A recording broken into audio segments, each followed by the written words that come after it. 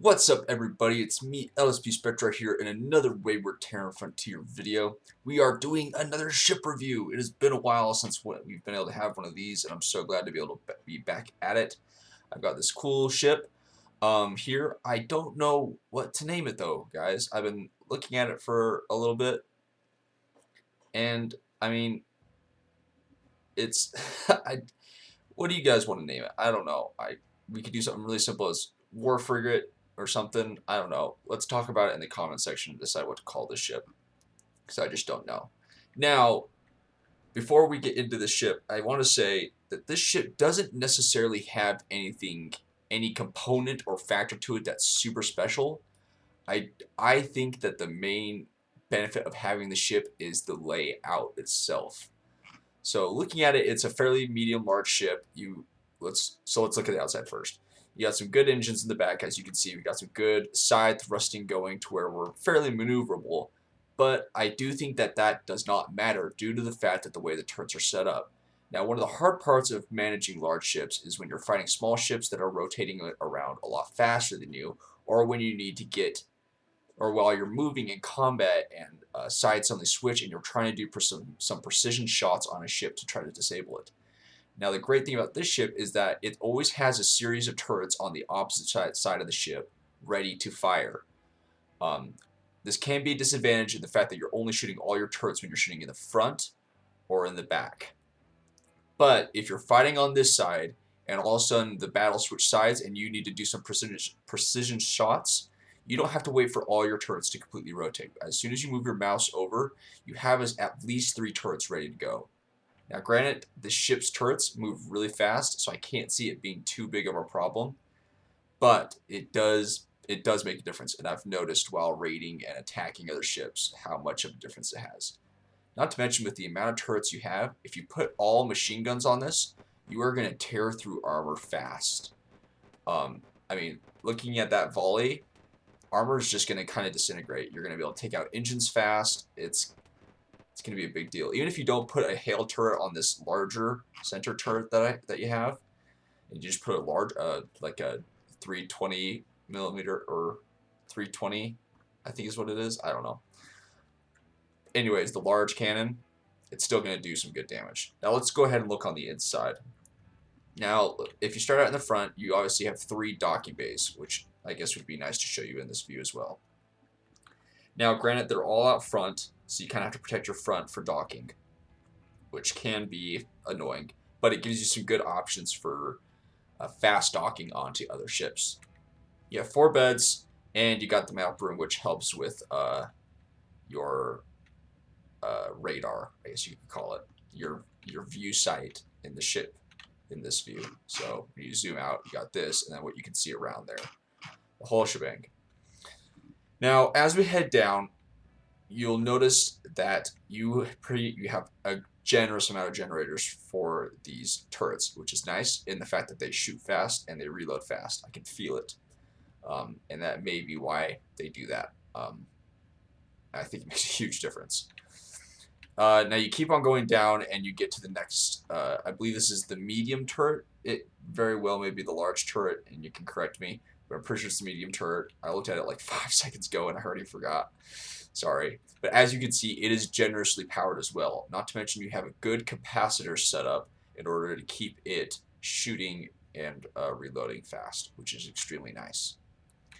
Now, looking at all these generators, these are the heat sinks that feed them. It's not a super amount, but I didn't notice too much of a problem with anything overheating. But you may run into that problem because, as you can see, there's not a ton of heat sinks available to these generators. So be cautious of that while you're fighting in this ship. And this will come into play for when we talk about how to take down the ship, but we'll come back to that in a second. Now, as you can see, you got 2 large cargo bays, which is so nice for raiding, guys. I can't begin to tell you. The only annoying part is how far away they are from the cockpit, but that's forgivable for how much space you have. Now you come down here and you've got the engine area, which has its own series of generators and generous amount of generation. You got like good capacitors to keep you going, keep your thrusters going even during combat. and you got a decent amount of heat sinks going for all of it. So it's really good for that. You do have a decent amount of life support just about everywhere, which means if you do have a blowout somewhere in the ship and you lose air, you're going to regenerate it fairly fast, which is a great thing.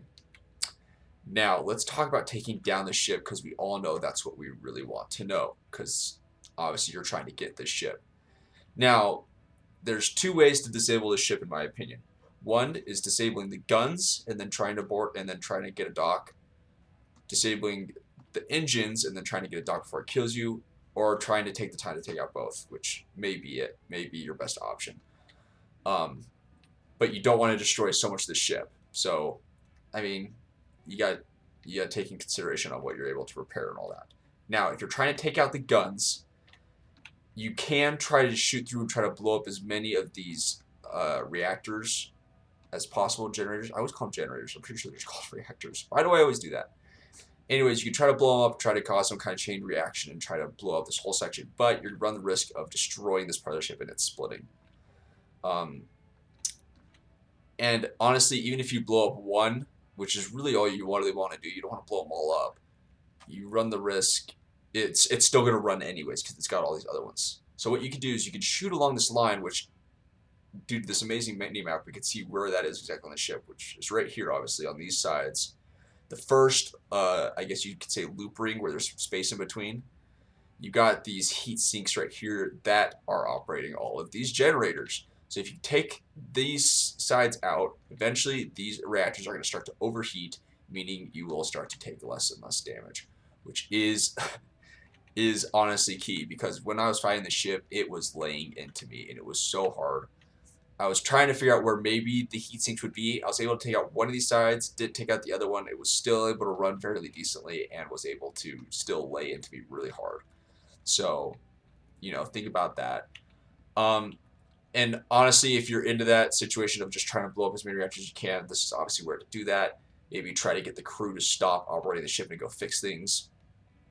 Whatever you feel like is working for you. Now, if you're trying to disable the engines, you've kind of got a similar predicament. These are where your heat sinks are, out here and in here. Now, the hard part is obviously going to be getting these in the second loop, which is right here on the mini-map and the outside of the ship. The nice thing about this is that I would not be scared to try to blow up all 4 of these. I mean, ideally, you'll just blow up these 2 upper ones and leave these ones, so that the ship doesn't separate at all and you can still get down this pathway. But if you take out these, for these 2 engines, or these 4 engines, excuse me, to work, you can just try to keep these 2 generators alive, get some kind of pathway up to fixing these. Now, you may be thinking to yourself, there's a lot of stuff to break on the ship that all kind of seems important. Now, that is the biggest part of the ship that I love. You can repair almost every inch of this ship because of how accessible it is. If you look at this ship, you've got pathways to everything. You even have this little pathway to every part of the ship to repair almost every inch. And I gotta tell you, it is helpful. When you're raiding and you're obviously going to take damage, whether it's a lot or a little at a time, eventually you're going to have to start repairing things. And it gets really annoying when that one thing is out of reach. Now, I'll give you this right here. It's a little hard to reach these side thrusters. I mean, obviously you can't always reach everything, but you can pretty much reach everything that is important at all times. I mean, that is the key to this ship, is its layout. You will always have power to everything, pretty much. I mean, your ship pretty much has to be destroyed for you not to have power to something. And you can easily go repair just about anything, which means if you bring your NPC along, he's going to be able to repair stuff quickly and get to stuff, that you're going to need fixed. Honestly, other than that, there's nothing else really too special in this ship.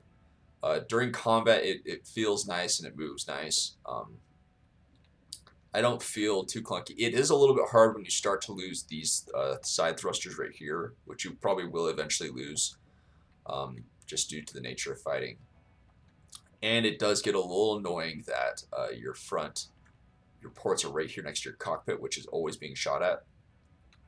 And I will say that is a little bit of of a downfall of any ship when the control console is towards the front. Obviously, that's the nature of most ships, and so I just accept it. But I always consider it a downgrade for it being in the middle of the ship, where it's a little more protected, and you get more. Your enemy ships more generally shoot at you rather than exclusively shooting you at the front. But it's not bad enough to be super mad about. It's just a little bit hard to keep your docking bays alive. So again, when you're seeing the ship, let's go over the areas to shoot again. If you want to disable the guns, try to shoot these bars, side bars out, because that's where the heat sinks, there's the word, are to disable the reactors to the guns. You can just try to shoot right at where the guns are, and you'll most likely hit a reactor, but do that at your own risk. For engines, try to be shooting right about here inwards and try to take out some layers of this. To take out heat sinks and some generators for engine, or you can just straight out shoot out the engines, which is generally the easiest. But blowing a hole in the side of the ship always causes a commotion inside the ship. Excuse me, making it so that the other crew members inside focus on repairing that instead of maybe the guns or something like that first. Other than that, let's show you it fighting real quick. Okay, so here we have an enemy coming up. Now, I did forget to mention this right before. Hyperspeed is a little bit rough on its maneuverability, which is okay, but just be aware of that. So, thank you so much for tuning in for this ship review. It was a really simple, it's a really simple but elegant ship in my opinion. There's nothing obviously too special about it, but it is a very effective ship in the way you're able to maintain it and the way it fights. So, if you do see the ship, if you're still looking for a really good raid ship, I without a doubt I would absolutely suggest this ship. I mean, it's excellent for the purpose of raiding. So far of getting to the next level of large ship, like capturing, I can't say I recommend the ship just because I've only done it a couple times. It's just hard because you don't have any shields, so you're instantly taking damage to the ship. So I can't say I necessarily recommend it for that, but for basic raiding and trying to get blueprints and stuff like that, it's an excellent ship.